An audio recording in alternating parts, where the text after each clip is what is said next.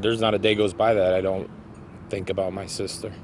I miss her very much. This time of year is very difficult for Justin Hill. On May 26, 1999, his younger sister, Hannah Hill, was found beaten and strangled. She was buried on Memorial Day, the day after her 19th birthday. I hope and pray that there's justice this time.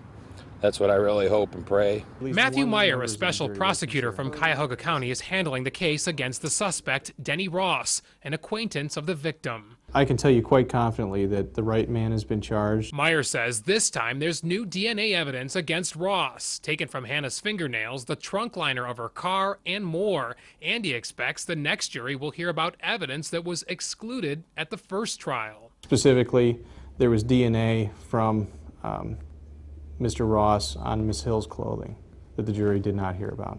Hannah's body was discovered in the trunk of her car, parked under a crabapple tree on Kane Road in Akron's Ellett neighborhood.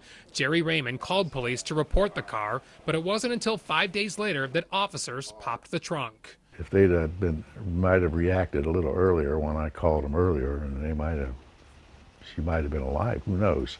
The next day, police found Hannah's clothing in a garbage bag outside of Ross's apartment. The evidence is clear that it's him. He did it. No doubt in my mind. But in 2000, a judge declared a mistrial after learning the jury had discussed a lie detector test, evidence that was not presented at trial. It was later learned the jurors had voted not guilty on the murder counts, but the verdicts were never read in court.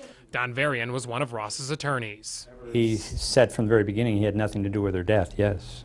Yes, that's absolutely true. Over the years, a series of appeals argued it would be double jeopardy for Ross to stand trial again. But last December, the Ohio Supreme Court ruled a second trial could go forward. Right now, Ross is in prison, serving 25 years for raping an Akron woman, a crime he committed while free on bond in the Hill case.